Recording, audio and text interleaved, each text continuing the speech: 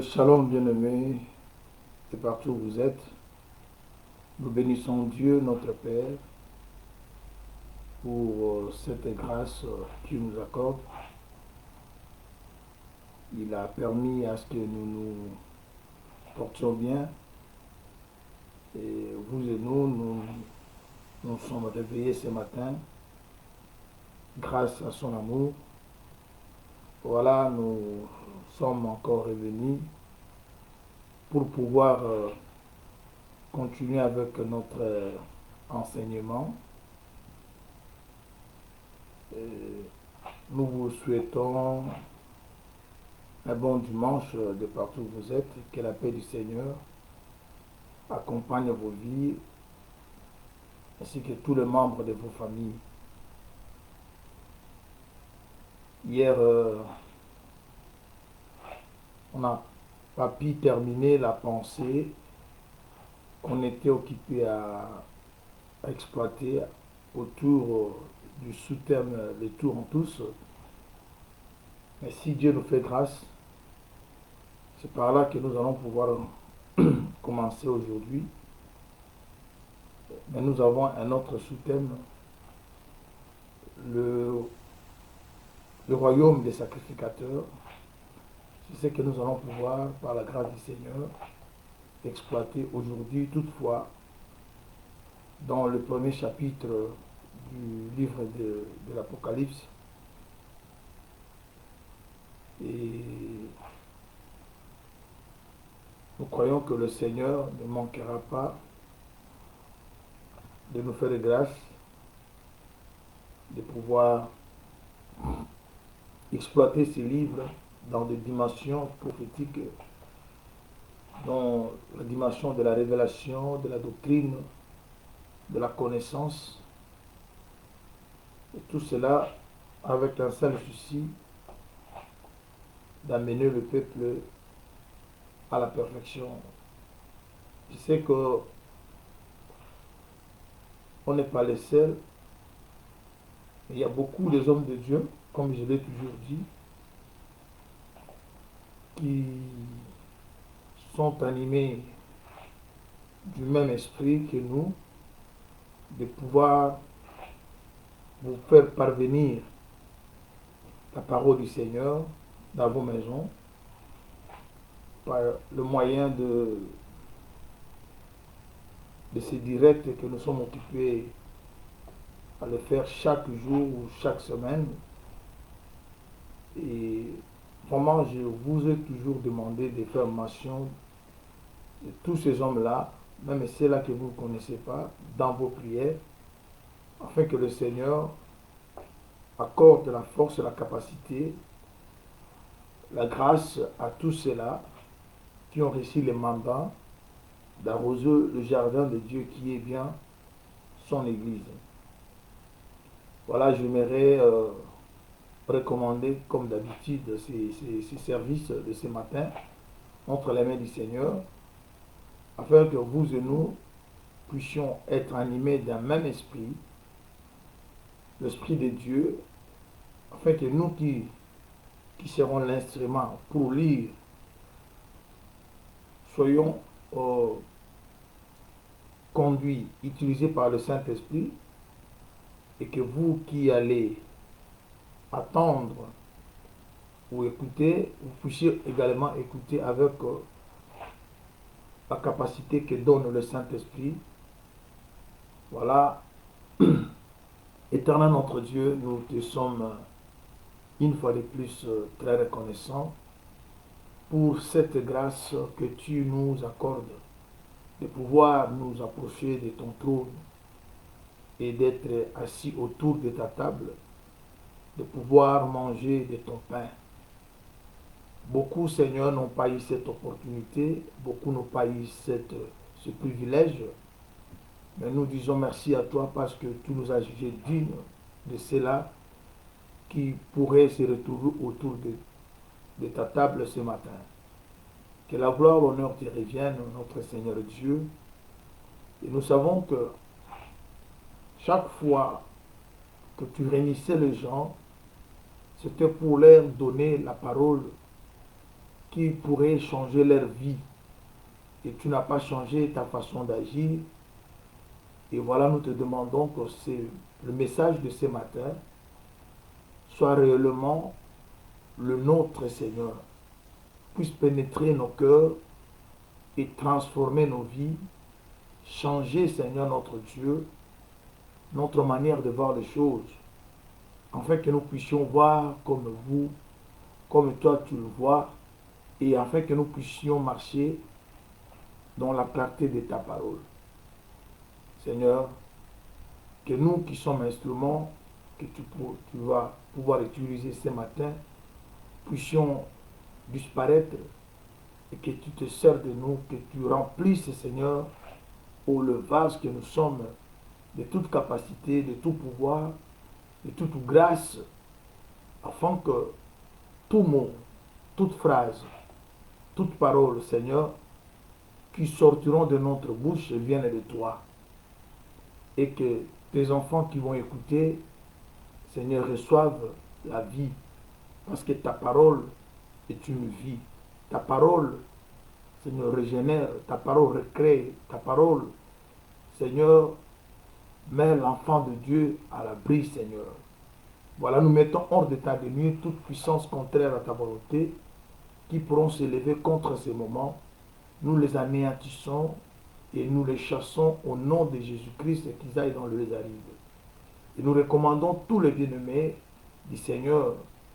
C'est là que tu as choisi, c'est là au-dedans duquel tu as déposé, Seigneur, la capacité de pouvoir parler en ton nom, qui soit réellement utilisé de partout où ils sont à travers le monde. Ceux qui font le direct comme nous ce matin, ou ceux qui vont le faire le soir, ou Seigneur, à n'importe quelle heure, que ta grâce, Seigneur, puisse les accompagner. Seigneur notre Dieu, règne en roi et en maître absolu parmi nous. Au nom de Jésus-Christ, nous t'avons supplié. Amen. Voilà, bien-aimés, nous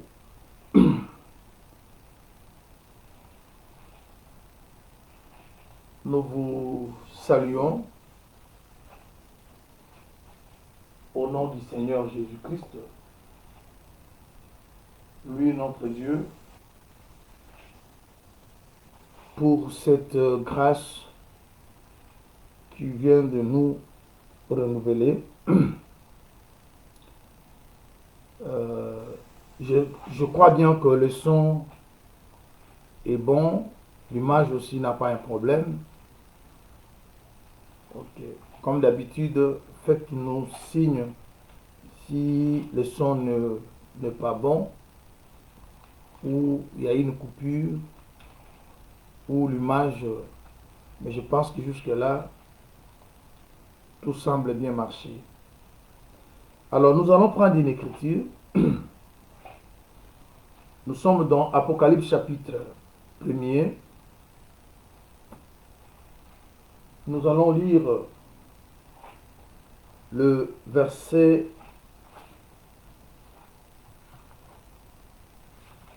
4e au 6e, le verset que nous avons lu hier. Hier, quand nous avons lu ces versets, c'était pour parler sur le sous-thème qu'on avait exploité hier, c'était le tout en tous. Et aujourd'hui, nous répétons le même écriture pour enfin parler du royaume des sacrificateurs.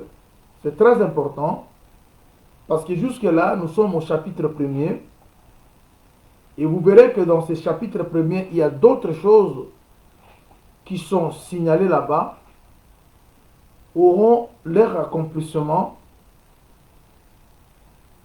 après l'enlèvement de l'Église. Comme je vous avais dit, c'est un livre qui réunit les éléments, mais les éléments sont un peu mis en désordre. C'est pour cela que nous nous sommes dit de vous faire un petit tableau. Avec ce tableau, nous allons pouvoir, par la grâce du Seigneur, répéter les éléments en ordre pour que vous ayez vraiment une connaissance fixée en ce qui concerne le déroulement des événements. Mais malheureusement, on n'a pas pu terminer comme le tableau, comme vous avez promis qu'on pourrait vous le présenter aujourd'hui. Mais du moins, laisse-moi vous faire remarquer. Vous voyez, ce tableau que j'ai dit mettre sur devant vous ici, vraiment, je vous fais un autre tableau qui va reproduire toutes choses de prophéties, ainsi de suite. Nous allons prendre les prophéties qui sont données par le prophète de l'Ancienne Alliance et ce que Jésus lui-même a donné, et c'est tout ça, et le remettre en ordre. Parce qu'il y a des prophéties qui se sont répétées. Vous allez voir une prophétie qui est par exemple donnée par Daniel. Cette même prophétie, elle a été donnée par Jérémie. Et voilà, nous allons chercher à réunir toutes ces prophéties. Alors vous verrez maintenant comment les choses seront en ordre. Alors, soyez toutefois patients, parce que nous essayons de tout faire afin que vous ayez la possibilité de comprendre les choses que Dieu, votre Père, a voulu que vous soyez éclairés par rapport à ça. Alors, nous lisons chapitre 1er, le verset 4e au 6e. Nous pouvons aller même au verset, j'aimerais m'arrêter au verset 6. Jean aux 7 églises qui sont en Asie, que la grâce et la paix vous soient données de la part de celui qui était et qui vient, et de la part de cet esprit qui sont devant son trône.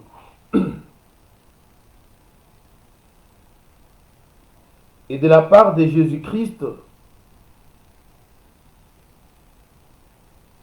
le témoin fidèle, le premier-né des morts et le prince des rois de la terre. À celui qui nous aime, qui nous a délivrés de nos péchés par son sang, et qui a fait de nous un royaume des sacrificateurs pour Dieu, son Père. À lui soit la gloire et la puissance au siècle des siècles. Amen. Ici, qu'est-ce que nous voyons? Et c'est ce que nous étions occupés à expliquer hier, avant que nous ayons le problème qu'on avait eu, la coupure qu'on avait eue hier. On était arrivé à un point d'expliquer quelque chose concernant le royaume des sacrificateurs. Bien-aimés dans le Seigneur, il est très important que vous saisissez un peu la pensée du Seigneur dans cette écriture. Nous avons vu hier avec vous, quand nous avons lu le livre d'Exode, chapitre 19, le verset 4e au 6e, il y a eu quelque chose que nous avons vu. Le Seigneur Dieu, il parle à son peuple. Cependant, le peuple se retrouve déjà au désert. Cependant, le peuple a déjà expérimenté quelque chose avec Dieu. Cependant, ce peuple a vu la main forte et puissante de Dieu. Dieu a transporté le peuple de l'Égypte au désert. Il dit quoi? Il dit, vous avez vu ce que j'ai fait en Égypte et comment je vous ai transporté sur les ailes de l'aigle jusqu'à vous amener vers moi. Et maintenant, si vous écoutez ma voix et que vous gardez l'alliance, mon alliance, je vous ferai un royaume de sacrificateurs. Je suis rentré encore dans cette histoire parce que c'est très, très capital. Je vous avais dit hier, Dieu, en parlant de cette manière, il s'adressait à tout Israël en disant que si vous écoutez ma voix et que vous gardez l'alliance que je fais avec vous,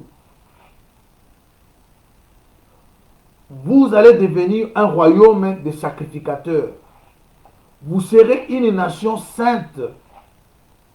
Vous serez une nation pas comme les autres. Mais il leur a dit, il y a deux conditions, écouter et garder.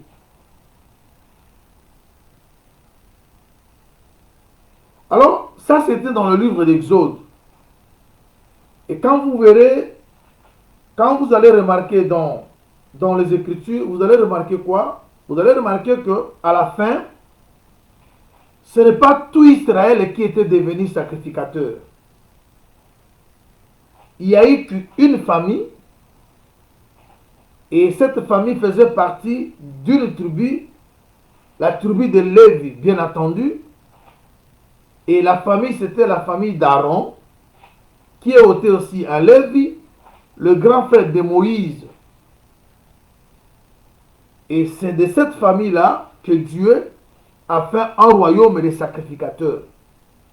Alors, nous étions occupés à nous poser des questions. Qu'est-ce qui a fait que la promesse était faite pour toute la nation, tout le peuple, toutes les tribus? Mais qu'est-ce qui fait que seulement une tribu, une famille, puisse avoir cette grâce-là de devenir un royaume de sacrificateurs? Je crois hier, on était commencé à expliquer d'abord ce qu'est Lévi. Parce que vous savez, bien aimés dans le Seigneur, dans l'enseignement que nous soutenons, les Écritures nous disent ceci. Ce qui était, c'est ce qui est, c'est ce qui sera. Car Dieu ne fait que ramener les choses qui ont.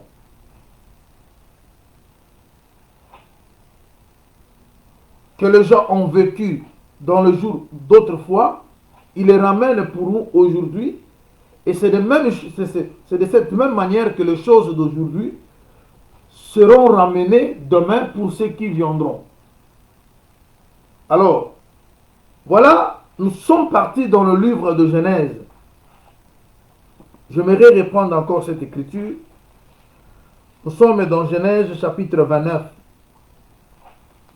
Genèse 29, je lis le verset 34. Je prends Genèse chapitre 29, le verset 34. Elle devait enceinte, elle devait encore enceinte et enfantant un fils. Elle dit, pour cette fois, mon mari s'attachera à moi, car je lui ai enfanté 3 fils. C'est pourquoi on lui donna le nom de Lévi. Ici, il se passe quelque chose.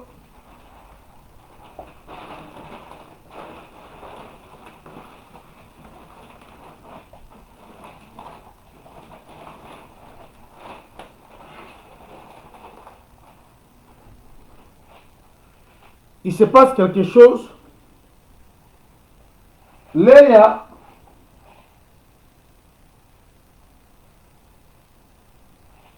commence à donner des enfants à Jacob.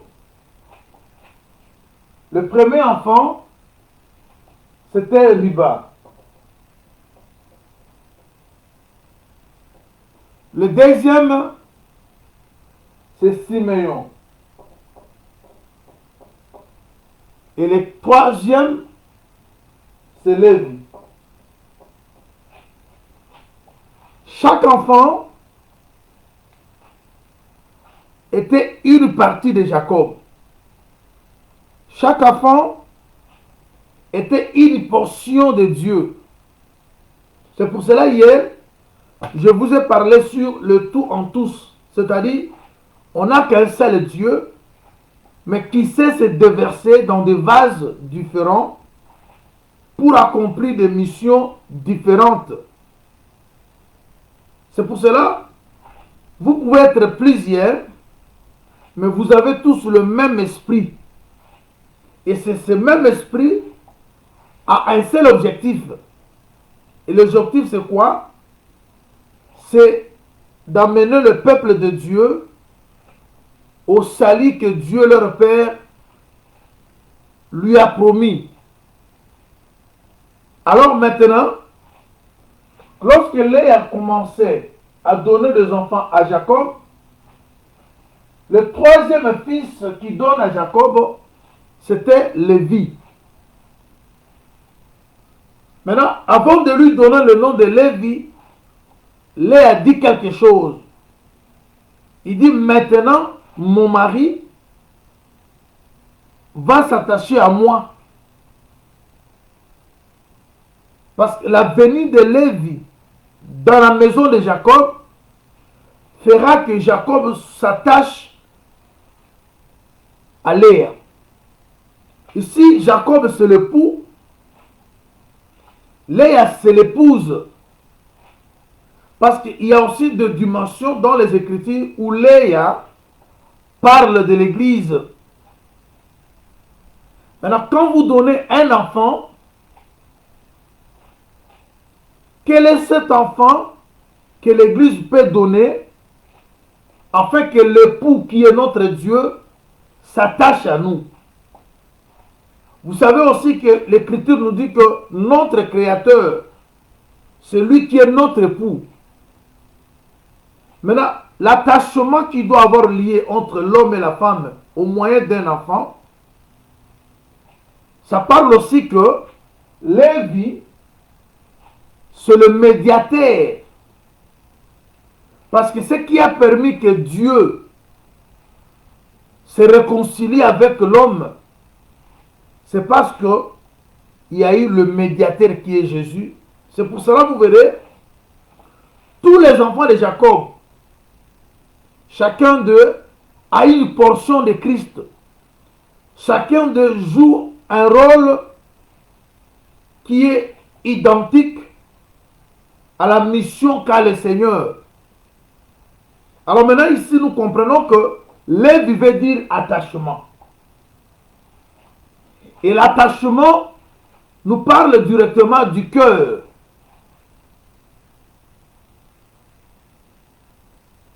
Alors c'est là où nous arrivons à comprendre que, bien que cette promesse, elle était faite à tous les peuples, bien que cette promesse, elle était faite à toutes les tribus, mais cela aussi allait dépendre de la position du cœur de tout et chacun vis-à-vis de ses dieux.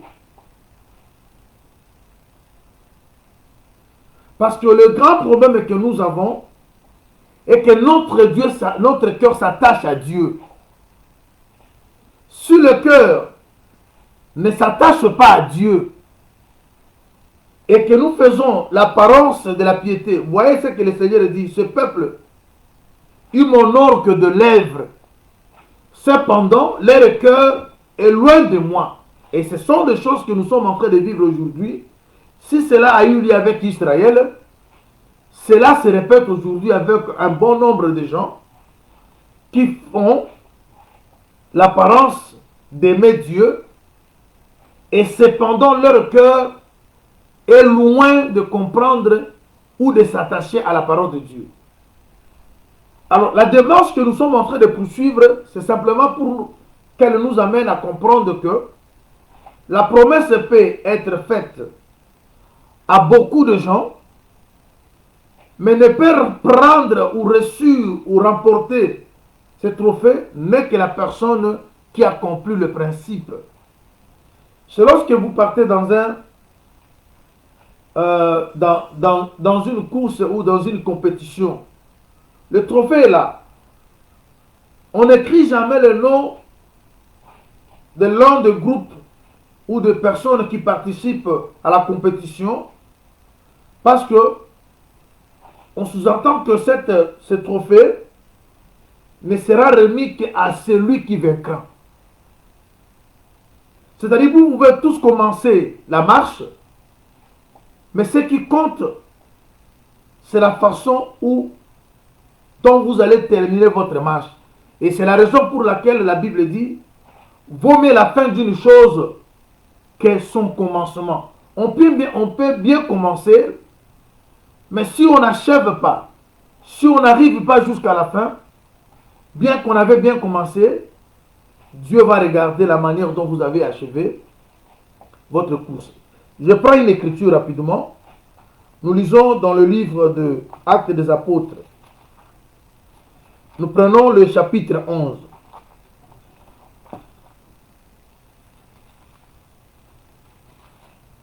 Parce que nous avons des gens parmi nous qui pensent déjà arriver à la fin de leur course. Ils ne veulent plus apprendre.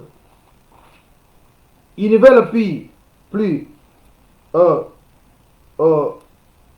revoir la manière dont ils sont occupés de marcher pour se poser des questions. Est-ce que nous sommes dans la bonne voie? C'est la raison pour laquelle l'apôtre Paul pourrait dire, examinez-vous vous-même pour savoir si vous êtes dans la foi.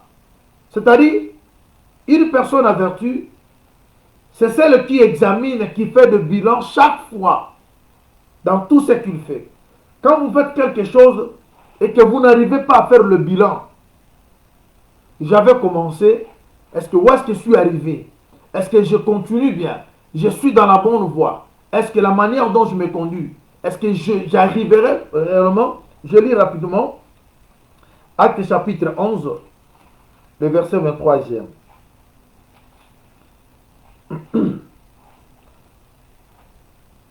Lorsqu'ils furent arrivés et qu'il eut vu la grâce de Dieu, il s'en réjouit et il les exhorta tous à rester d'un cœur ferme, attachés au Seigneur. Vous voyez? C'est-à-dire, le cœur doit s'attacher au Seigneur. Quand le cœur s'attache au Seigneur, c'est-à-dire, vous êtes Lévi. Parce que la promesse que Dieu avait faite à Israël, selon Exode chapitre 19, dont nous avons lu à partir du verset 4 au 6e, cette promesse était faite à tout le peuple. C'était pour toute le tribu. Mais quand vous arrivez maintenant à la fin, on avait lu une écriture, par exemple, dans Exode 32, le verset 26, Moïse qui descendait de la montagne, parce qu'il était resté longtemps sur la montagne, Israël a commencé à murmurer, jusqu'à dire que nous ne savons pas ce qu'est devenu Moïse. Alors l'impatience a amené Israël à crier à fabriquer leur propre Dieu. Ils ont dit, nous voulons avoir un Dieu visible. On ne sait pas ce qu'est devenu Moïse. Oui, cela arrive aussi dans la vie de beaucoup de gens. Faute de patience, les gens sont devenus impatients. Alors, ils cherchent maintenant à se donner eux-mêmes une solution en dehors de la volonté de Dieu. Et qu'est-ce qui se passe? Je vais relire cette écriture. Exode chapitre 32. Nous lisons le verset 26. Parce que ce matin, je sais que il y a beaucoup, nous tous, nous sommes en train d'attendre des promesses accomplies dans nos vies. Il y a ceux-là qui attendent soit le mariage, il y a ceux-là qui attendent même soit le papier, il y a ceux qui attendent même avoir leur business évoluer parce que Dieu leur avait promis qu'il fera quelque chose avec eux. Mais, faute de patience, les gens cherchent maintenant à trouver des... Vous savez ce qui s'est arrivé avec Abraham? Dieu lui a promis qu'il va le bénir. Mais Abraham qui a croisé Dieu à l'âge de 75 ans, il voit qu'il arrive à un moment donné qu'il commence à devenir vieux, sans voir la promesse que Dieu lui avait faite s'accomplir. Il commence à raisonner à la place de Dieu. Peut-être l'héritier sera l'un des serviteurs. Or, cependant, dans la pensée de Dieu, Dieu n'a jamais vu que le serviteur d'Abraham pourrait être l'héritier d'Abraham. La vieillesse d'Abraham, comme la vieillesse de Sarah, n'a pas arrêté Dieu d'accomplir ce qu'il avait décidé d'accomplir à l'égard de ce couple. Alors quand Dieu vous fait une promesse, même si la promesse tarde, vous devez rester dans la position, sur la place dont Dieu vous a laissé, respectant les principes de Dieu, parce que Dieu n'est pas un homme pour mentir, non plus un fils de l'homme pour se repentir. Dieu tient ses promesses. Regarde, nous sommes dans Exode chapitre 32. Nous lisons, nous commençons au verset 15e. Moïse retourna et descendit de la montagne. Non, commençons un peu plus haut. Le verset 7. L'Éternel dit à Moïse, va, descends, car ton peuple que tu as fait sortir du pays d'Égypte s'est corrompu. Ils se sont complètement écartés de la voie que je leur avais prescrite. Ils se sont fait un veau en métal fondu. Ils se sont prosternés devant lui. Ils lui ont offert des sacrifices. Ils ont dit, Israël, voici ton Dieu qui t'a fait sortir du pays d'Égypte. Est-ce que vous voyez ça? Cette écriture entre en contradiction avec celle qu'on avait lue dans Exode 19. Dans Exode 19, à partir du verset 4, si vous voulez, vous pouvez commencer au verset 1er, jusqu'au verset 6, là, Dieu rappelle à Israël, il dit, vous avez vu ce que j'ai fait en Égypte et comment je vous ai transporté sur les ailes de l'aigle et vous amené vers moi. Là, Israël comprend que la délivrance qu'ils ont eue en Égypte, c'est Dieu qui leur a accordé.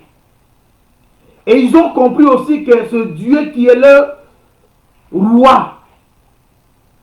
Mais ils sont sortis par la main puissante de ce Dieu.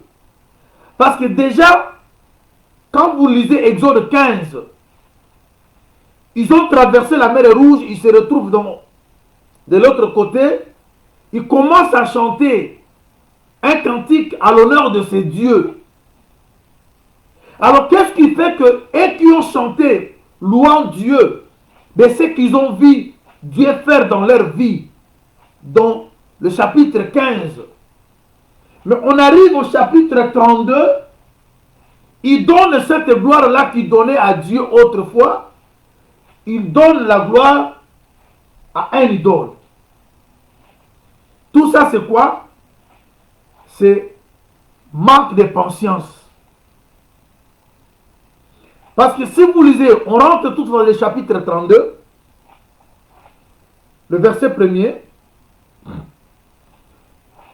le peuple voyant que Moïse tardait à descendre de la montagne, s'assembla autour d'Aaron et lui dit, allons, fais-nous un Dieu qui marche devant nous, car c'est Moïse, cet homme qui nous a fait sortir du pays d'Égypte. Nous ne savons ce qu'il est devenu. Vous voyez? C'est-à-dire, ici, nous comprenons que c'était l'impatience.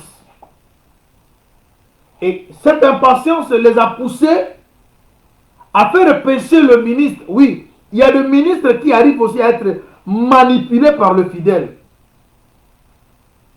Parce que Aaron n'était pas n'importe qui. Aaron, il était déjà quelqu'un qui avait la charge du peuple avec lui. Parce que Dieu a associé Aaron au travail depuis le début. Lorsque Moïse devait aller voir Pharaon, Dieu a associé Aaron. Et quand Dieu associe Aaron, qu'est-ce que Dieu dit à Moïse? Toi, tu seras Dieu pour Aaron et Aaron sera ton prophète. C'est-à-dire, être prophète, c'est être un homme de Dieu. C'est être un ministre. C'est avoir la capacité de diriger un peuple, de gérer un peuple. Mais ici, nous voyons que le peuple arrive à manipuler Aaron.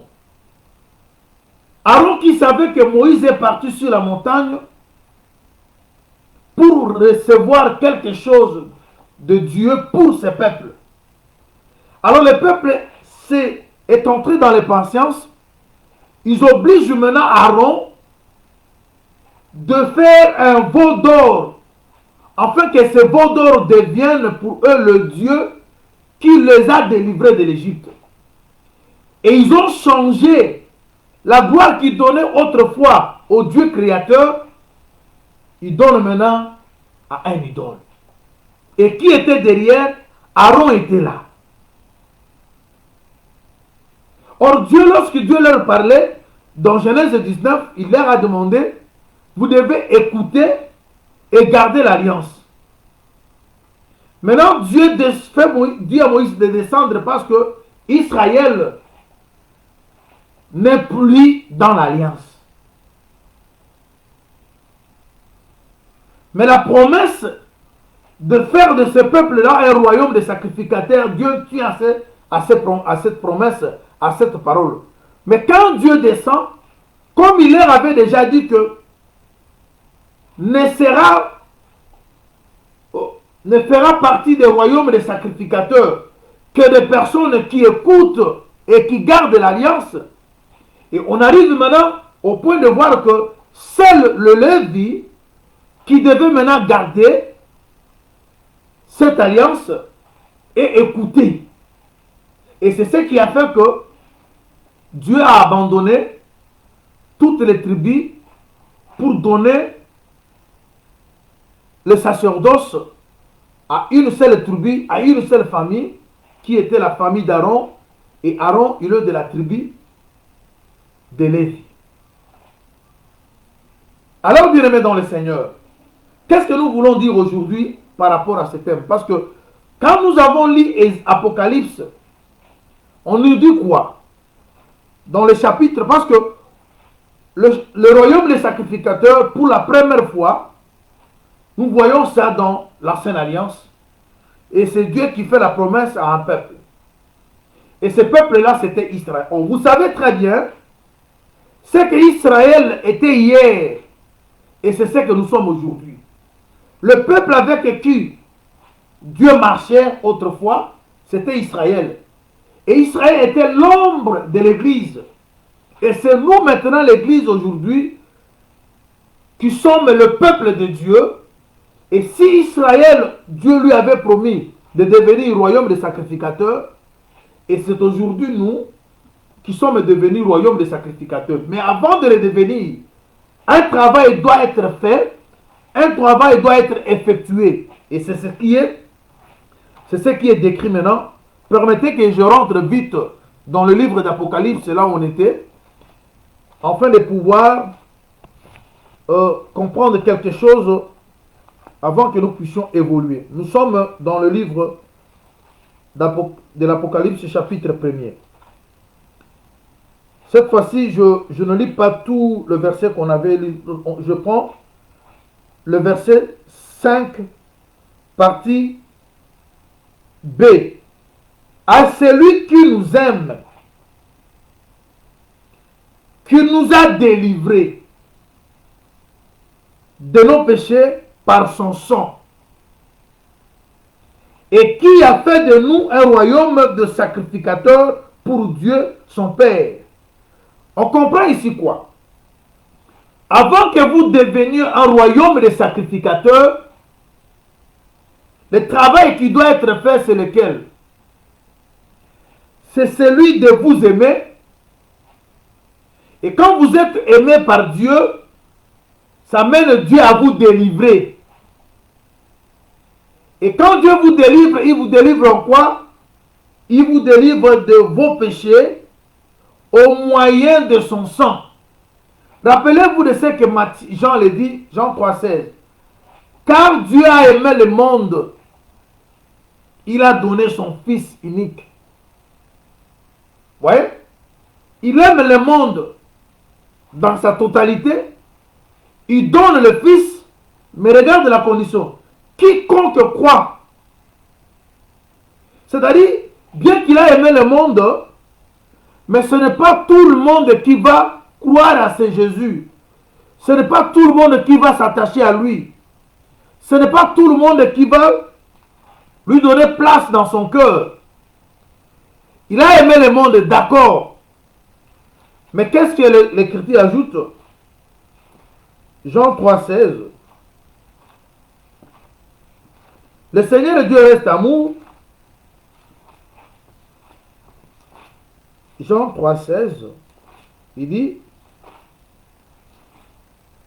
ok.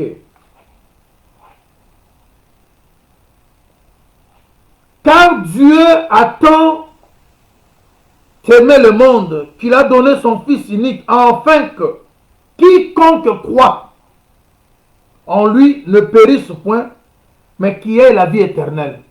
C'est-à-dire, quiconque ici ne veut simplement dire que c'est pour ceux qui vont croire.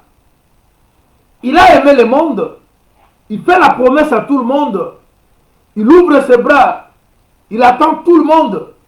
Mais ce n'est pas tout le monde qui sera intéressé. Dans les quiconque là, il n'y a que des élus, il n'y a que des concernés, il n'y a que des personnes qui sont sensibles à la parole de Dieu. Il n'y a que des personnes pour elles la parole, c'est la vie. Elles ne peuvent pas vivre sans la parole.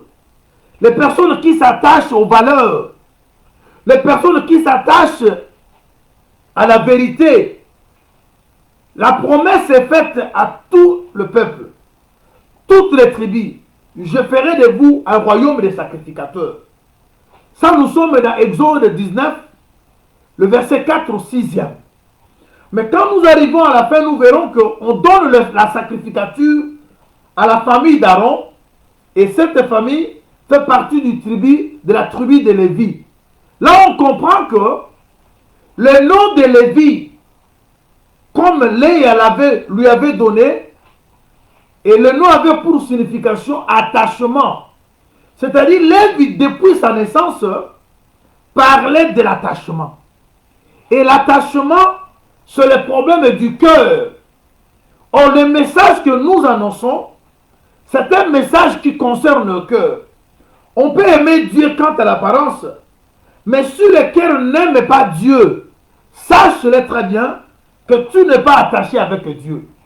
Parce que les valeurs que Dieu cherche à trouver en nous habitent nos cœurs. Il a dit, le pharisien, qu'est-ce qu'il faisait? Il avait l'extérieur de la coupe, et cependant l'intérieur était rempli de choses mauvaises. Or, c'est de l'abondance du cœur que la bouche parle. Et la vie que l'homme peut manifester vient de son intérieur. Alors l'intérieur en question, c'est bien le cœur. Alors l'attachement, c'est le cœur. Alors regarde maintenant. Moïse qui arrive, il trouve Israël.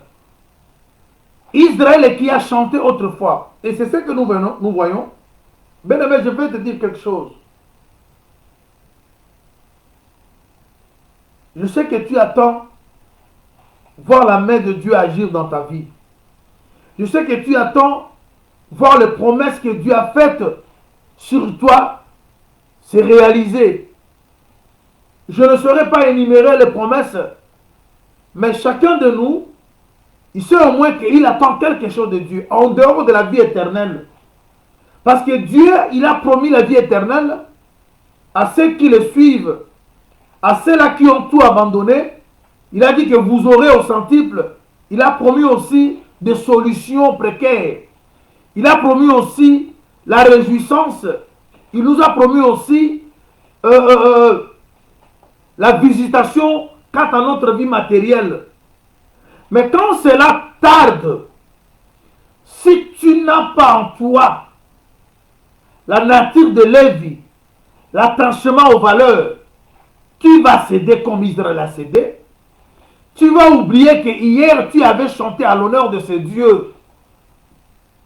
Tu vas attribuer à un inconnu la gloire qui mérite notre Dieu.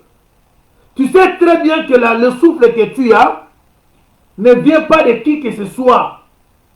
Mais il arrive des fois, tu dis aux gens que si moi je vis, c'est grâce à toi. On ne vit pas grâce à quelqu'un, mais on vit grâce à Dieu.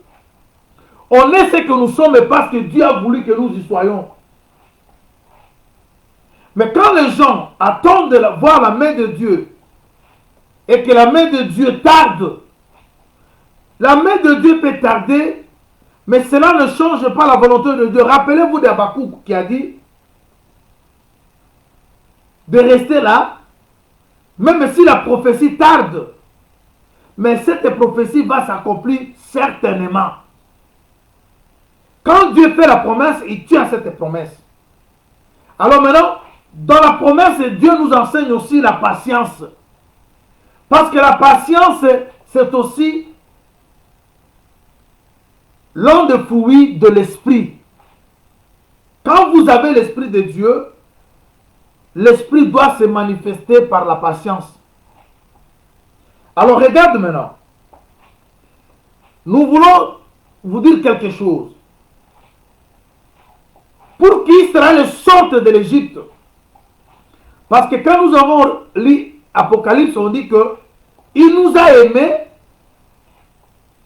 et il nous a délivrés de nos péchés. C'est-à-dire l'amour de Dieu à l'égard de l'homme amène Dieu à mourir.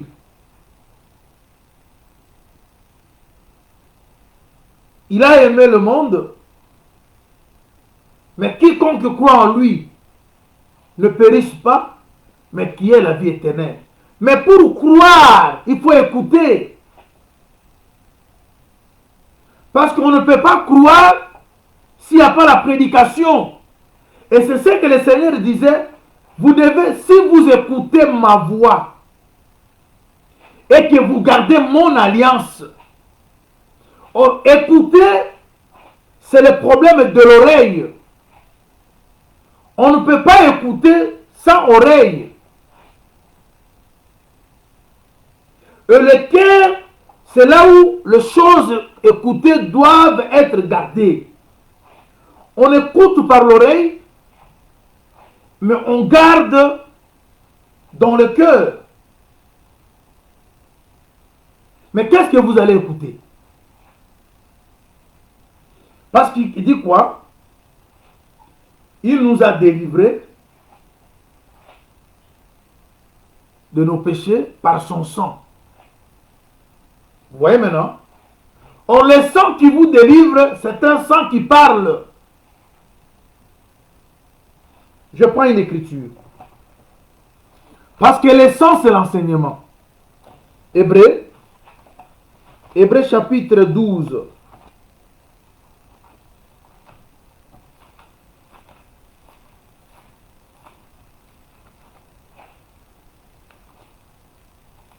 Hébreux 12, je commence au verset 18.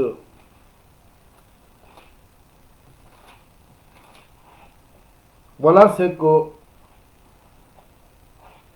vous ne vous êtes pas approché d'une montagne qu'on pouvait toucher et qui était embrasée par le feu, ni de la nuée, ni des ténèbres, ni de la tempête, ni des retentissements de la trompette, ni du bruit des paroles, tels que ceux qui l'entendirent demandèrent qu'il ne leur soit pas adressé une de plus. Car ils ne supportaient pas cette déclaration, même si une bête touche la montagne, elle sera lapidée. Et ce spectacle était si terrible que Moïse dit, je suis épouvanté et tout tremblant. Verset 22. Mais vous vous êtes approchés de la montagne de Sion. Très bien. De la cité du Dieu vivant. Très bien. La Jérusalem céleste. De myriades qui forment le corps des anges. De l'assemblée des premiers nés inscrits dans le cieux. Du juge qui est le Dieu de tous. Des esprits des justes parvenus à la perfection, de Jésus qui est le médiateur de la nouvelle alliance, et du sang de l'aspersion qui parle mieux que celui d'Abel. Vous voyez, vous vous êtes approchés, tout ce qu'on a énuméré ici, à partir du verset 22 au verset 24, ne parle que de Jésus. Le temps me manque pour vous expliquer. Vous avez vu ce qu'on a dit, on a parlé hier. Quand l'écrivain Jean, il parle dans le chapitre 1er d'Apocalypse, à partir du verset 4, il énumère des choses, et tout ce qu'il avait énuméré là ne parlait que de Jésus. Alors, je manque le temps pour y revenir, mais regarde ici. Il dit quoi? Il présente deux assemblées. Il y a ceux qui s'étaient approchés de la montagne de Sinaï. Mais il dit, vous n'êtes pas approchés de cette montagne. Il nous montre où est-ce que nous sommes allés, à côté de qui nous sommes attachés. Il dit, vous êtes approchés.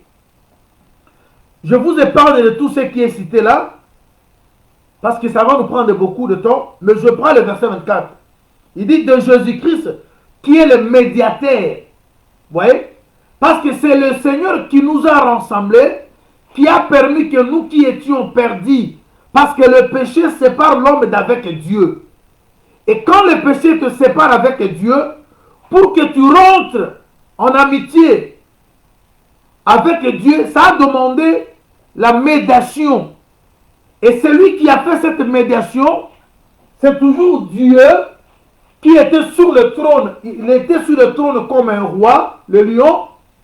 Mais pour faire la médiation, il descend, il prend la forme de l'agneau, et l'agneau qui vient, il se laisse serviteur, mais il incarne en lui le corne et les yeux. Je vous avais expliqué hier, les 7 cornes, c'est la puissance qui était dans l'agneau. On le voyait faible, mais c'était un agneau puissant, parce que dans sa faiblesse-là, et c'est comme ça qu'il a donné la victoire aux hommes. Parce que 1 Corinthiens nous dit la faiblesse de Dieu, elle est plus forte que la force des hommes. Vous voyez, Jésus s'est fait faible en devenant homme. Mais dans cette faiblesse-là, il y avait toute une force parce que c'est comme ça que les Écritures attestent qu'il a vaincu, il a dépouillé, il a effacé les actes, les ordonnances, il a mis en spectacle, il a livré en spectacle de domination. Vous voyez. Mais c'était dans le corps de faiblesse. Or, le corps de faiblesse, c'est le corps de l'agneau. Et c'est ça Jésus. Maintenant, dans ce corps-là, il a fait la médiation. Cette médiation a eu lieu au moyen de sang. On nous dit que nous nous sommes approchés du sang de l'aspersion qui parle mieux que celui d'Abel. Vous voyez maintenant que le sang de Jésus, c'est un sang qui crie, c'est un sang qui parle. On le sang qui parle n'est que l'enseignement. C'est-à-dire l'enseignement que nous vous annonçons, c'est ça le sang. C'est pour cela que nous n'invoquons pas le sang, mais nous nous souvenons du sang versé au moyen de l'enseignement. Parce que l'enseignement, c'est le sang qui crie. Pour que les oreilles écoutent. Parce que la condition que Dieu a donnée, c'est quoi? Il a dit, écoutez et gardez. Mais on ne peut pas écouter s'il n'y a personne qui parle. Mais celui qui parle n'est rien que le Seigneur. Parce qu'avant lui, personne n'a parlé comme lui. Et maintenant, le Seigneur parle aussi à travers ces vases. Parce que hier, je vous avais parlé, il est le tout en tous. Il se déverse dans des vases, afin que les vases continuent l'œuvre qu'il avait commencé à la croix. Alors maintenant, le Seigneur parle en Exode chapitre 19. Vous écoutez et vous gardez, là vous allez devenir un royaume de sacrificateurs. Maintenant, cette histoire revient dans le livre d'Apocalypse au verset 6.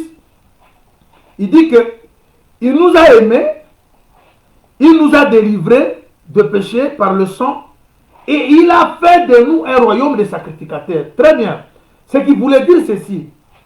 Pour devenir royaume de sacrificateurs, il y a des choses qui doivent être faites au préalable. Tu dois être aimé. Et cet amour que Dieu a vis-à-vis de toi va amener Dieu de mourir pour toi. Et quand Dieu meurt pour toi, ça va permettre à ce que tu acceptes cette prédication de la croix. Parce que le jour où Jésus est mort quant à la chair, nous n'y étions pas là physiquement. Mais aujourd'hui, c'est au moyen de la prédication que nous entrons dans cette mort. La prédication de la croix nous aide à entrer dans ce que Dieu avait tracé. Et quand on écoute cette prédication, les sangs qui crient, c'est ça cette prédication, ça nous lave. Maintenant, une fois lavé, maintenant, on doit maintenant appartenir au royaume des sacrificateurs. Alors, pour être sacrificateur, comme nous l'avons vu au temps de l'Ancienne Alliance, c'était Lévi. C'est-à-dire, en quelque sorte, nous tous aussi, nous sommes des Lévi. Nous sommes Lévi dans le sens que on est tous appelés à donner nos cœurs à Dieu, à s'attacher à ce Dieu, à s'attacher aux valeurs. Parce que lorsque Moïse est descendu, il dit, pour moi, ceux qui sont pour l'Éternel. Or, être pour l'Éternel, c'est aimer sa parole. Parce que le Seigneur a dit, celui qui m'aime, il gardera ma parole. Tout Israël est resté comme ça. C'est seulement les enfants de Lévi qui se sont approchés de Moïse. Et qu'est-ce que Moïse leur a dit? Exode 32.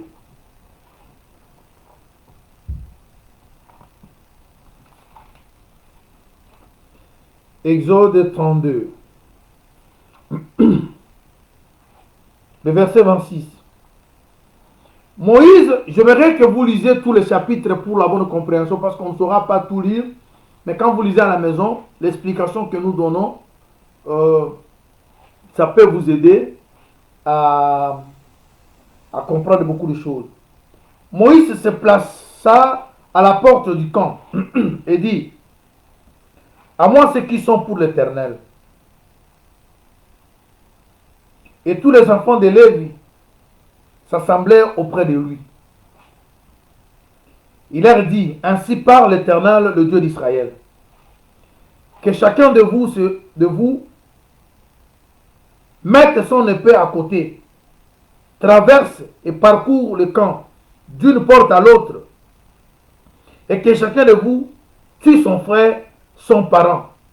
Les enfants de Lévi firent ce qu'ont ordonné Moïse, et environ 3000 hommes parmi le peuple périrent en cette journée. C'est très important. Lorsque les enfants de Lévi ont accepté de joindre Moïse, Moïse leur donne un message. Et c'était un message fort. Il dit, que chacun de vous prenne une épée et traverse le camp, tue son frère et son parent. Ah oui. Ah oui. Ceux qui sont attachés à Dieu, ceux qui s'attachent aux valeurs, condamnent le mal. Tuer, c'est condamner. Aujourd'hui, nous parlons que nous sommes des saints, nous sommes de l'évangile éternel, nous sommes de l'évangile de la grâce, nous sommes de l'évangile de Jésus. Nous disons beaucoup de choses. Mais quand vous rentrez voir notre manière d'exécuter la parole, parce que le discours de Moïse était quoi? Pour moi, ceux qui sont pour l'Éternel. Ah oui. Quand on est pour l'Éternel, on doit avoir l'épée. Or, l'épée, c'est la parole. Ils ont tué avec l'épée, c'est-à-dire vous allez juger, vous allez condamner tout ce qui est en désaccord avec la parole. C'est ainsi que Jésus, plus tard, lorsqu'il vient, il dit, celui qui veut me suivre, il doit renoncer de ses parents, de ses frères et me suivre. Ce n'était pas d'une manière physique de renoncer avec vos parents, de vos parents, non. C'est pour parler simplement, vous ne devez pas appartenir à une famille ancienne. Parce que le Seigneur vous délivre de vos péchés. Parce que, bien aimé dans le Seigneur, quand nous nous appelons frères, oui, c'est pour dire simplement que nous faisons partie d'une famille. Mais nous disons que nous sommes des frères en Christ. C'est pour définir de quelle famille nous faisons partie. Nous sommes de la famille de Christ. Mais n'oubliez pas que du côté du diable aussi, ils sont des frères aussi. Parce qu'il n'y a que deux familles. Si vous n'êtes pas du côté de Dieu, vous êtes de la famille du diable. Maintenant, si vous êtes de la famille de Dieu, cela sera reconnu de la manière dont vous condamnez les choses qui se passent dans les ténèbres. Dire à ceux qui le suivent d'abandonner les familles, le frère, le soeur, le parent, c'était un langage codé dont Jésus voulait dire que quand vous me suivez, déjà vous faites partie d'une famille. C'est pour cela, vous voyez, on dit que celui qui croit, il doit être baptisé d'eau et d'esprit. C'est-à-dire être né de nouveau. Or, vous savez que c'est par la naissance biologique que nous faisons partie d'une famille quelconque. Maintenant, quand vous naissez spirituellement, au moyen de baptême, quand vous écoutez la parole de Dieu, c'est pour que vous entriez aussi dans une autre famille. Alors, c'est-à-dire que vous ne faites plus partie de l'ancienne famille. Maintenant, comme vous n'êtes pas dans cette ancienne famille, je dis bien, la famille dont je parle ici, je ne parle pas de votre famille biologique. Parce que vous pouvez trouver que votre frère, votre parent connaissent Dieu comme vous, et vous tous, vous faites partie d'une même famille. La famille dont je dis, c'est-à-dire la vie ancienne. C'est ainsi les Écritures disent, si quelqu'un est en Christ, il est devenu une nouvelle créature. Les choses anciennes sont passées et toutes les choses sont devenues nouvelles. Parce qu'au moment où Israël adorait le veau d'or, elle est adorée. D'ailleurs, qui a fait ces veaux d'or? C'était Lévi. Parce qu'Aaron, c'est Lévi. Mais le problème de Dieu, c'est quoi? Dieu ne tient pas compte de tant d'ignorance, mais il nous appelle tous à la repentance.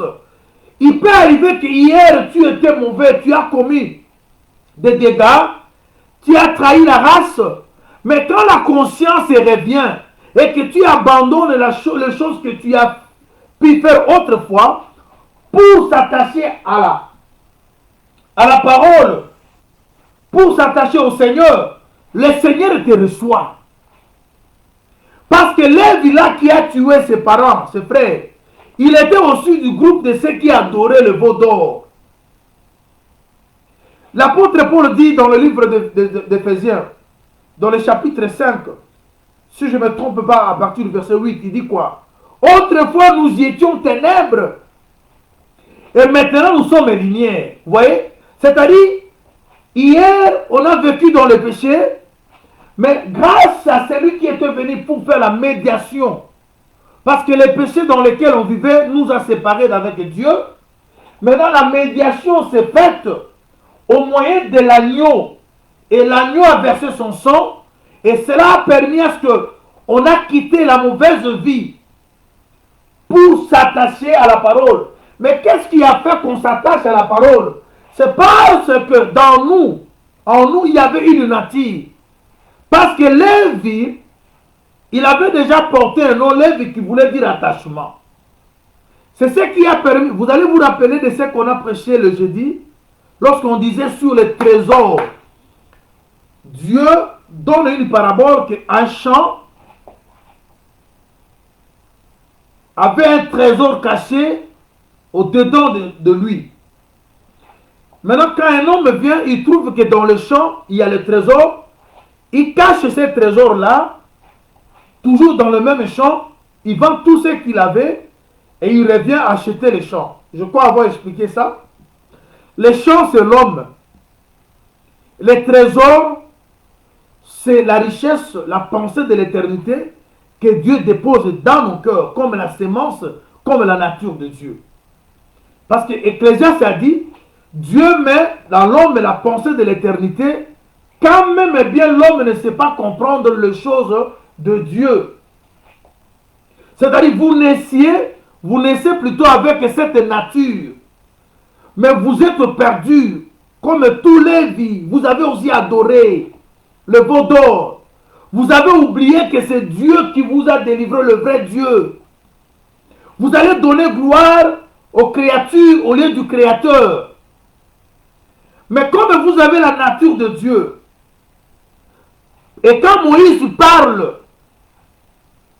cette sémence-là va monter, va vous réveiller. Parce que le problème est qu'on se réveille. Aujourd'hui, les gens parlent, nous sommes l'église de réveil, mais quand vous y entrez, les gens dorment. Ce qui réveille les gens, ce ne sont pas les instruments, les bruits, les cris que les gens font. C'est la bonne parole, la bonne prédication, le sang qui crie. Parce que c'est ce sang-là qui doit réveiller. Afin que vous soyez conscients que non, nous ne faisons pas partie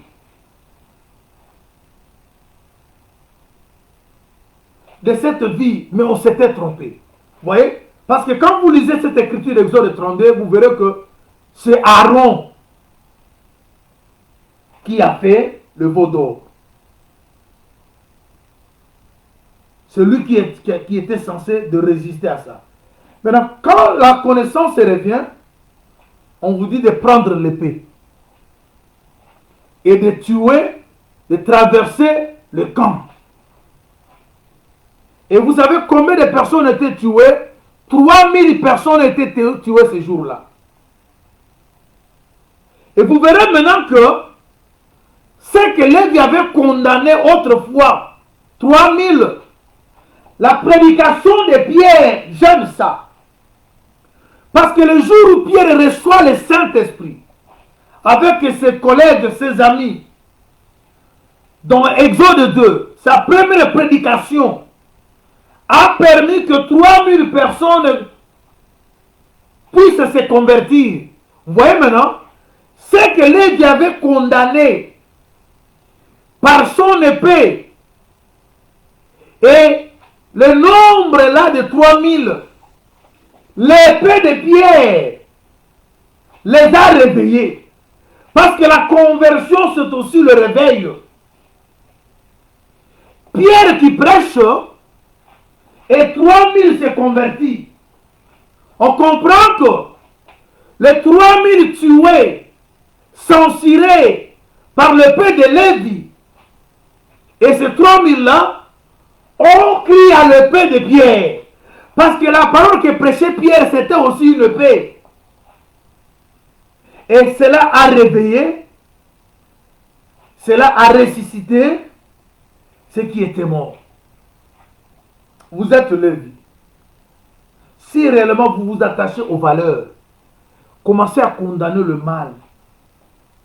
Parce qu'on nous demande de condamner le mal. Vous voyez? Je vais prendre une écriture. Je prends 2 Corinthiens chapitre 6.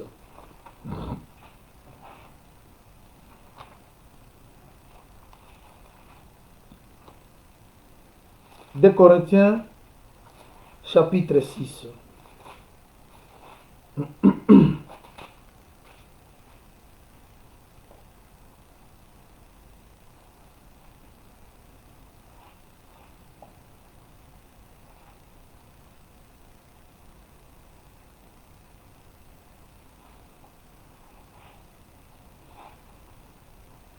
Je commence au verset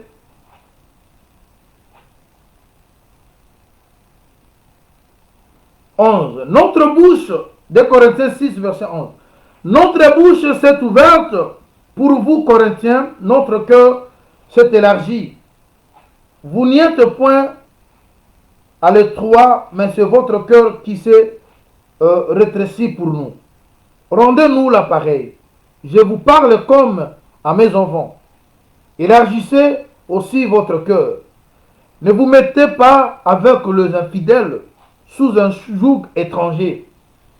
Car quel rapport y a-t-il entre la justice et l'iniquité? Ou qu'y a-t-il de commun entre la lumière et les ténèbres? Quel rapport y a-t-il entre Christ et Bélial? Ou quelle part a le fidèle avec l'infidèle? Quel rapport y a-t-il entre le temple de Dieu et les idoles? Car nous sommes le temple de Dieu, vivant, comme Dieu l'a dit. J'habiterai et je marcherai au milieu d'eux. Je serai leur Dieu. Ils seront mon peuple. C'est pourquoi sortez du milieu d'eux et séparez-vous, dit le Seigneur. Ne touchez pas à ce qui est impie. Je vous accueillerai. Je serai pour vous un père et vous serez pour moi de fils et de filles, dit le Seigneur Tout-Puissant. Il ne tient pas compte du temps d'ignorance. Je sais que hier, on avait tous une mauvaise vie.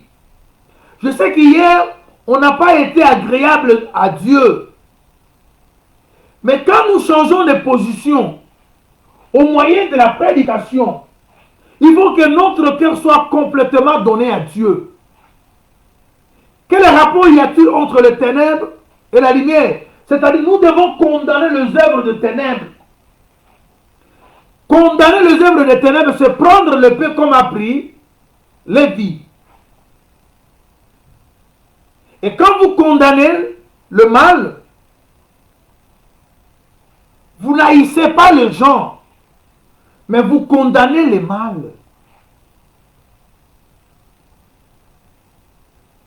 C'est ça, c'est que Dieu veut. Maintenant, quand vous vous attachez à ces dieux-là, par le cœur, vous savez, Moïse arrive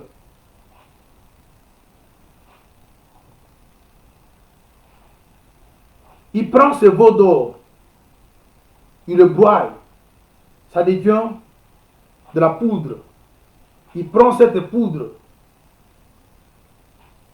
il jette dans l'eau, il prend cette eau, il fait boire les enfants d'Israël. Ça, il y a encore un autre enseignement. C'est-à-dire, Moïse voulait aussi, quant à la révélation, embellir l'intérieur. Parce que le cœur, c'est ce qui doit être visé. L'or, parce que ces ornements-là avec lesquels on a fabriqué le veau d'or, étaient sur les oreilles. Ils ont pris le pendant d'oreille, ils ont donné à Aaron. Aaron a fait ça un veau d'or. Mais ça venait de l'oreille. Et Moïse prend cela, il le broie, ça donne de la poudre, il jette dans l'eau, il prend cette eau-là mélangée avec la poudre de l'eau, il fait avaler.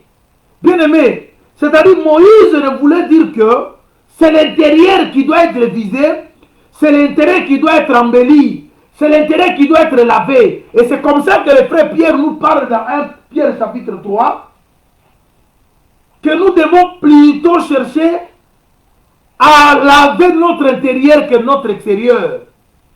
Ce matin, je crois que vous allez prendre bain ou vous avez déjà pris bain. Je crois que vous serez devant des glaces, des miroirs pour vous mirer. Je sens que vous prenez soin pour que vous ayez des habits éclatants. Est-ce que nous pensons aussi comment vêtir notre intérieur? Nous avons des projets, nous allons partir au restaurant, oui, nous pensons seulement alimenter notre physique. Est-ce que nous pensons aussi comment alimenter notre intérieur? Parce que la vie, c'est le cœur, c'est l'attachement. Je vais lire une écriture avec vous. Je prends Deutéronome chapitre 33.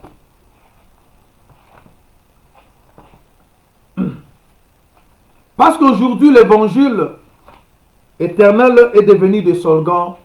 Tout le monde aujourd'hui est devenu prédicateur. Avec cette histoire de technologie, il reste chez lui, il fait des enseignements, il vous balance des choses.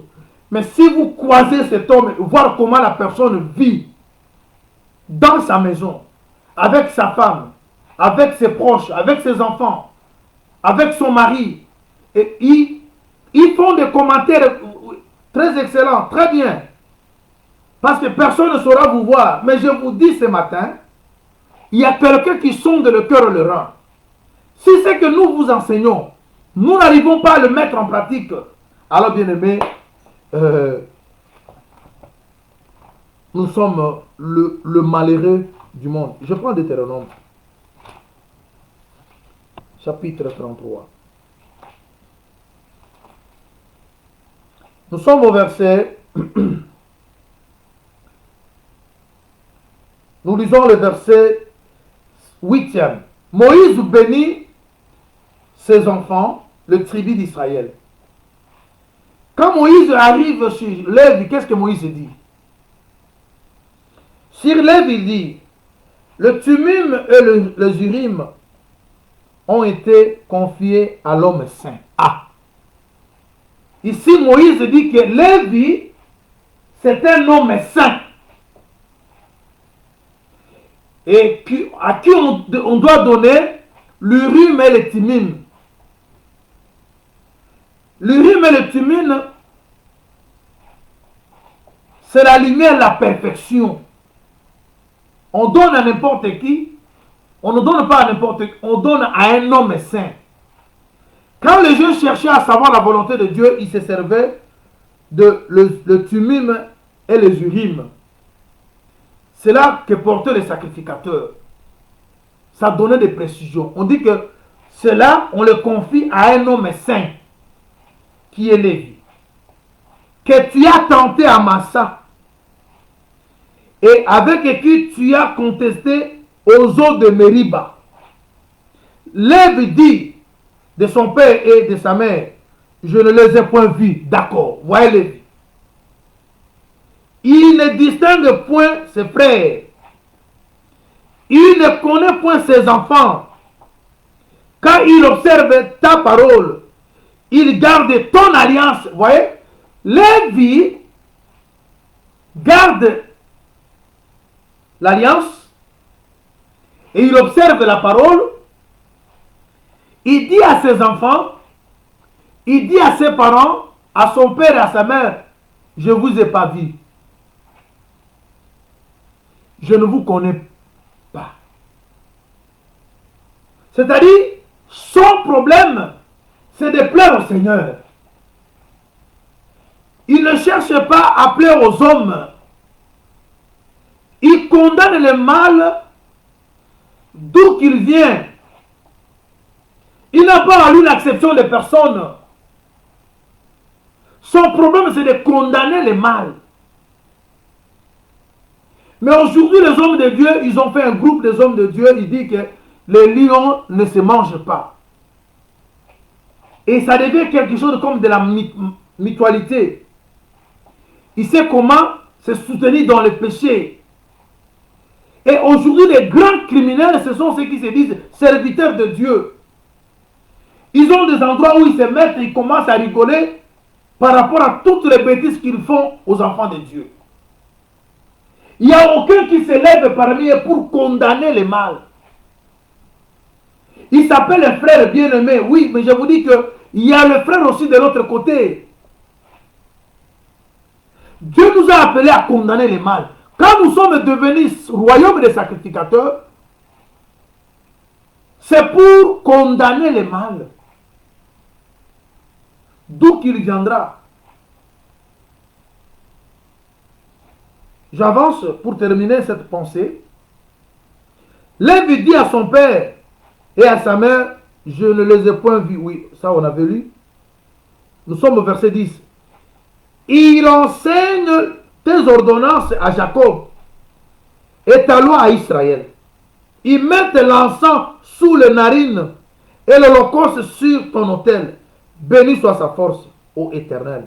Agrée l'œuvre de ses mains, brise le rein de ses adversaires et que ses ennemis ne se révèlent plus. Voilà. Lévi, c'est un enseignant. Or, l'enseignement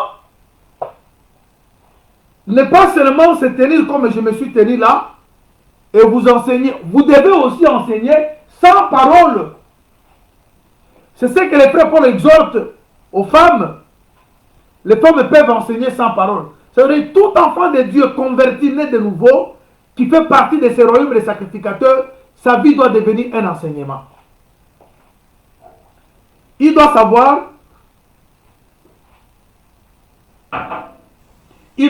enseigner sa façon de vivre, les gens qui sont tout autour de lui, dans le monde des affaires, dans le lieu du travail.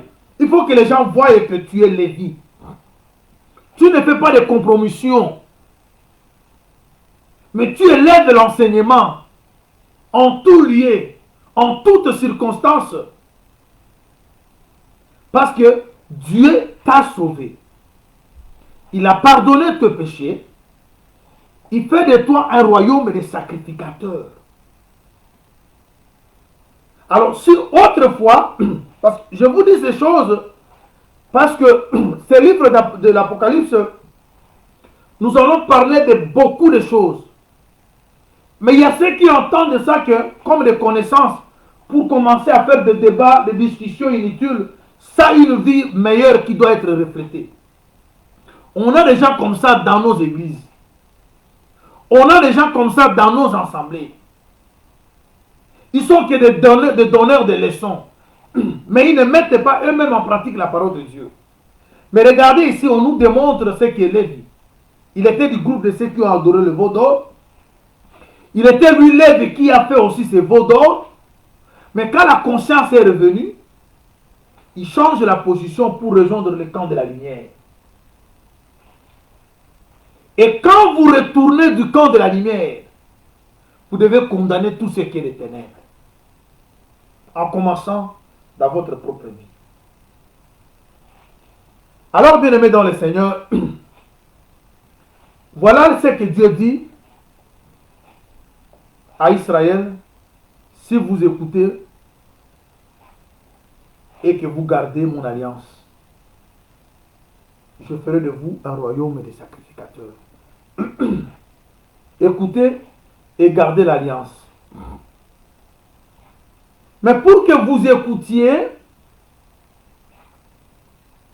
vous devez avoir l'oreille circoncise. Je vais lire des Écritures. Peut-être par là, nous allons mettre une petite virgule pour aujourd'hui et nous allons prier le Seigneur.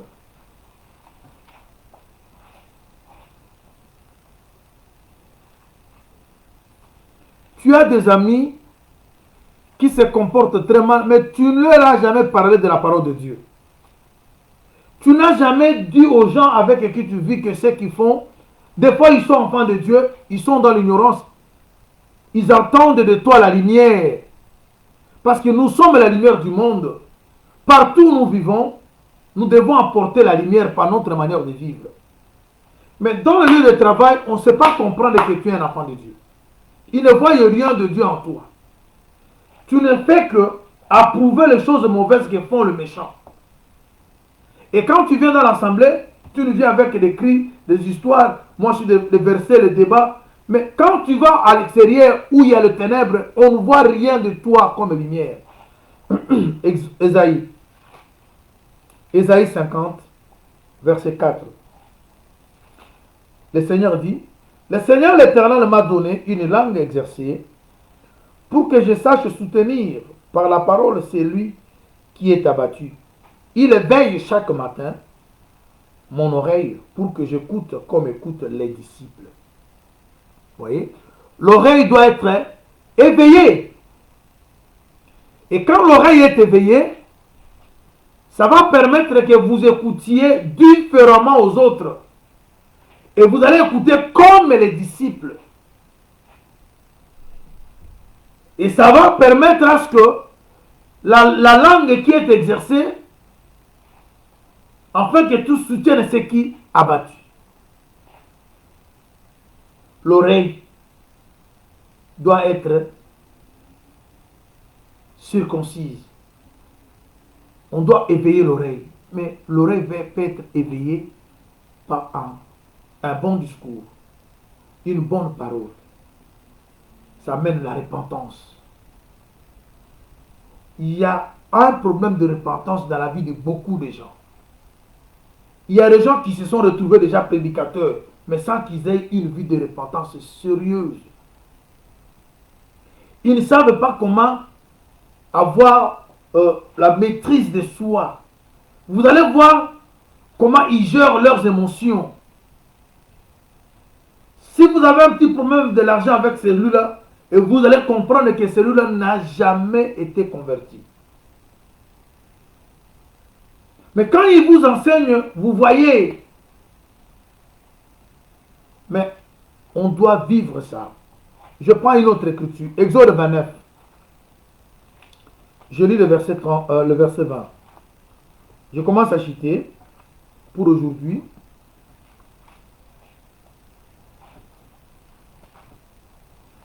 Exode 29. Nous lisons le verset 20. Tu égorgeras le bélier et tu prendras de son sang, tu en mettras sur le lobe de l'oreille droite d'Aaron. Et si le lobe de l'oreille droite de tous ses fils, sur le pouce de leur main droite et sur le gros orteil de leur pied droit, et tu répandras le sang sur l'autel tout autour. Quand on prend le sang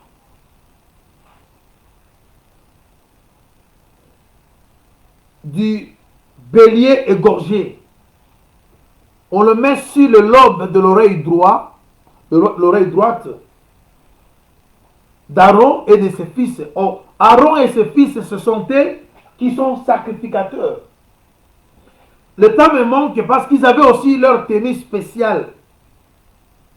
Tout ça, c'est à expliquer. Le sacrificateur, il avait sa ville. Le sacrificateur, il avait sa nourriture. Il avait sa tenue. Il y a eu des choses qu'on a interdit au sacrificateur de toucher. Sinon, il va perdre.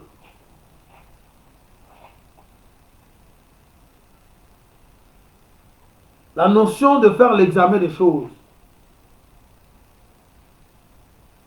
Et c'est là que, si maintenant, c'est nous aujourd'hui qui sommes sacrificateurs, parce que lorsqu'Apocalypse 1er verset 6 le parle, il ne parle pas aux ministres, il parle de tous ceux qui sont sauvés au moyen du sang de Jésus, sont devenus un royaume de sacrificateurs.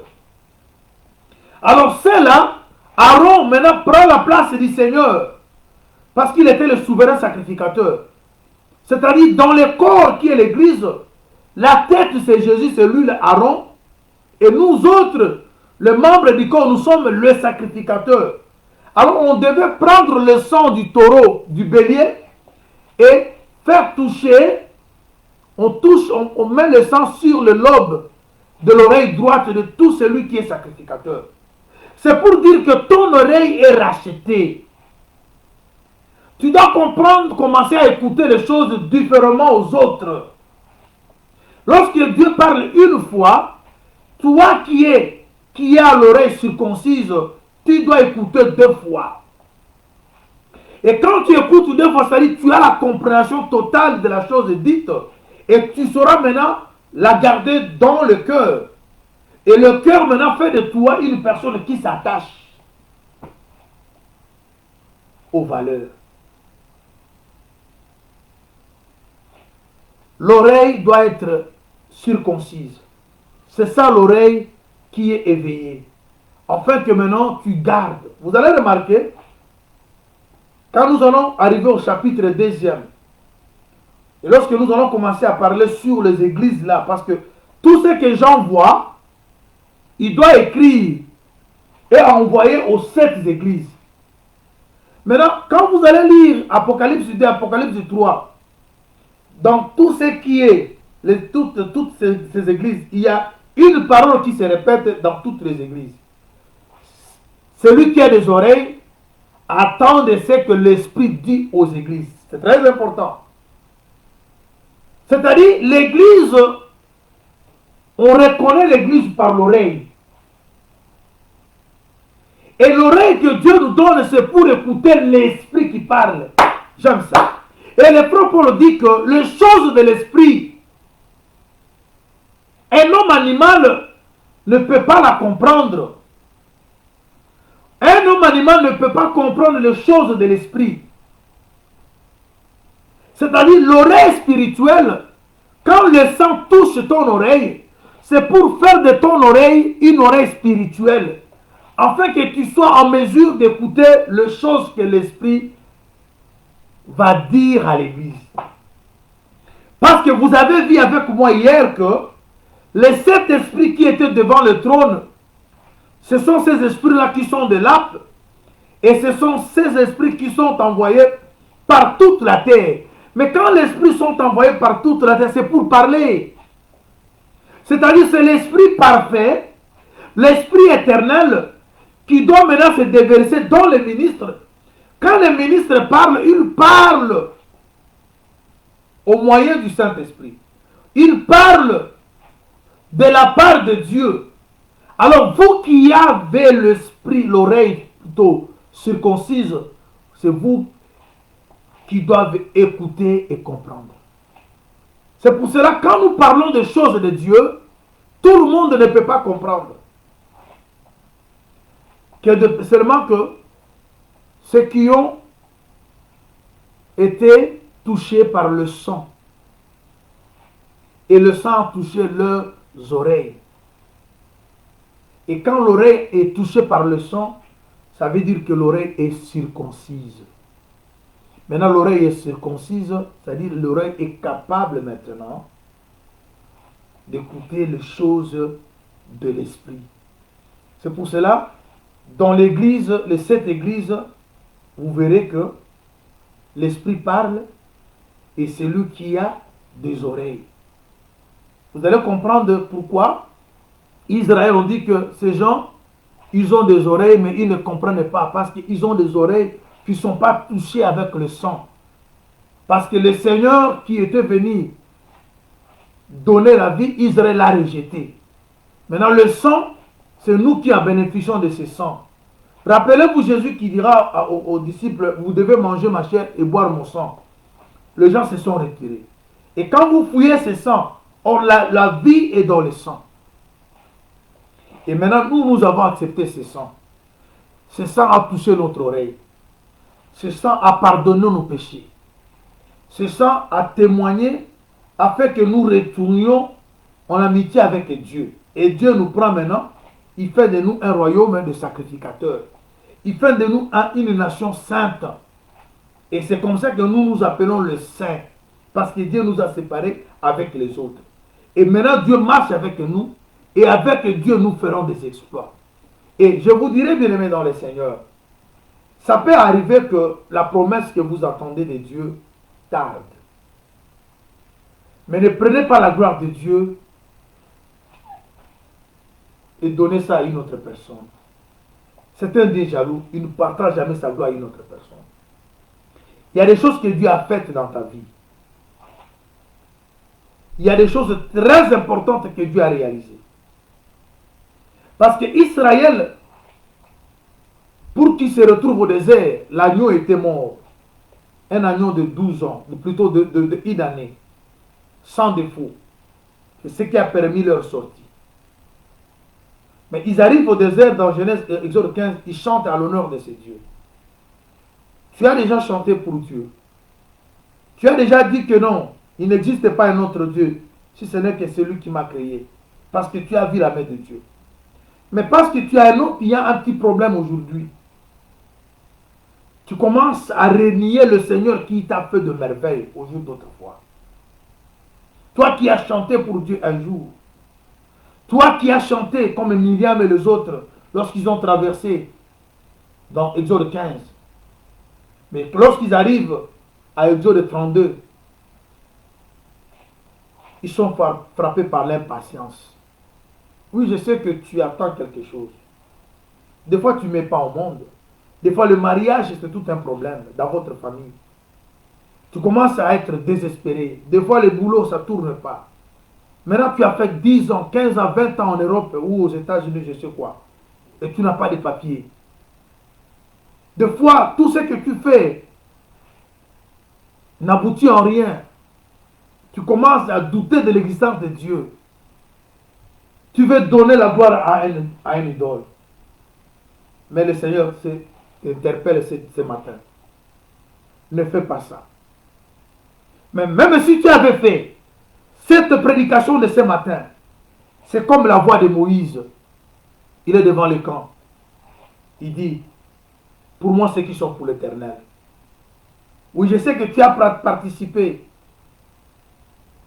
à beaucoup de choses, de mauvaises choses. Mais il est écrit, sans tenir compte de ton ignorance, Dieu nous appelle à la repentance. Il est là. Il peut te recevoir. Il est écrit dans le livre de Hébreux que personne pense qu'il est venu en retard parce que la porte est encore ouverte. Le Seigneur est encore là. Il est disposé de te recevoir et de te faire entrer dans ce royaume des sacrificateurs. Afin que tu commandes de condamner les choses que tu as agréées au jour d'autrefois, comme a fait Lévi. Il est capable de te donner l'épée, afin que là où tu étais faible, tu deviens fort. Tu condamnes maintenant les mauvaises choses que tu faisais au jour d'autrefois. Si et seulement si tu vas laisser ton oreille ouverte et tu reçois cette parole et tu le mets dans le cœur, tu auras cette capacité de prendre l'épée. Oui, tu peux être du nombre de ceux qui ont été tués. Mais aujourd'hui, Pierre prêche pour que ceux qui étaient tués au jour d'autrefois, ceux qui étaient condamnés, puissent revenir. Parce que les 3000 tués, c'était les 3000 ressuscités par une prédication. La prédication peut te ressusciter, peut te restaurer. Le Seigneur est prêt de tout faire. Vous savez, quand Pierre a prêché, les gens ont été le cœur vivement touchés. Ils ont dit, oh mes frères, que ferons-nous? Voilà. Et c'est la question que tu dois poser. Alors je suis resté longtemps dans le mal. Que dois-je maintenant faire? Que dois-je faire pour que les seigneurs que j'ai trahis autrefois marchent avec moi? Les hommes de Dieu sont là. Parce que quand cette question fut posée, les apôtres ont donné la réponse. Il a dit, repentez-vous et que chacun de vous soit baptisé au nom de Jésus-Christ. Et vous aurez le pardon de vos péchés. La repentance se prêchera jusqu'à la fin des temps. Voilà, ce matin, Dieu est venu encore pour renouveler l'alliance avec toi. Pour te rappeler que toi, tu es Lévi. Depuis le jour où tu étais né, tu étais appelé Lévi, la personne qui s'attache aux valeurs.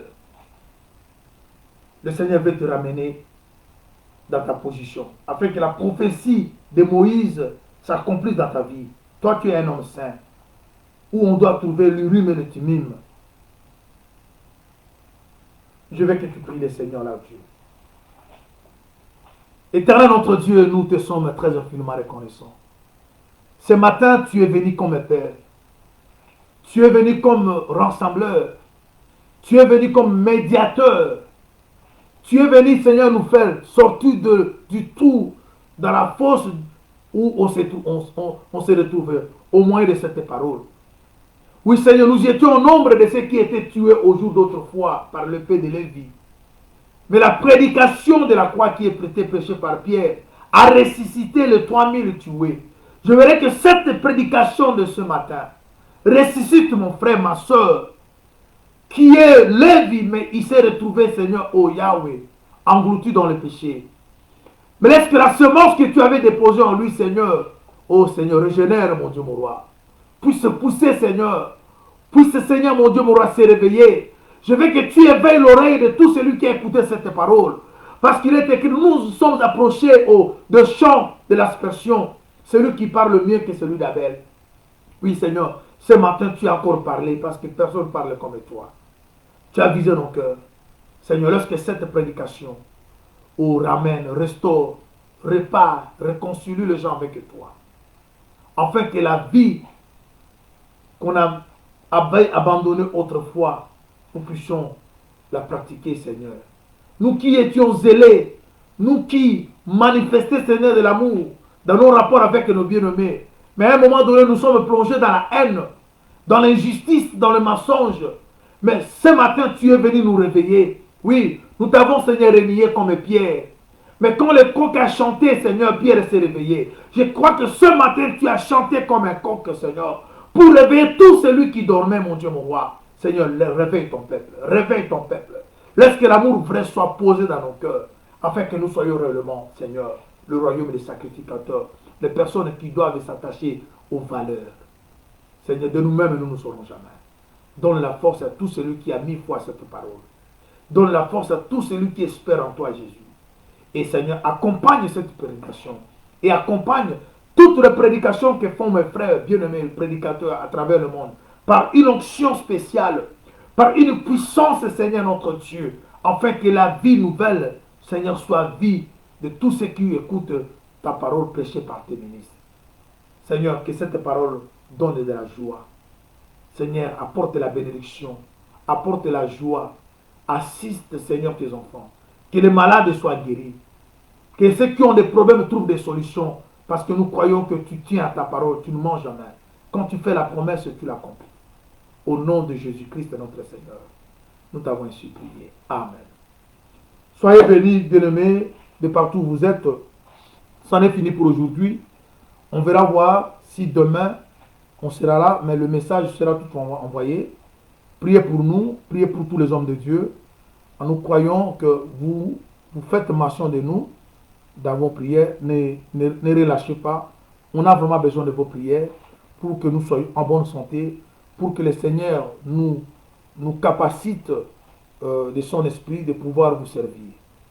Passez un bon dimanche et que la paix du Seigneur vous soit accordée. On se retrouve prochainement. Merci.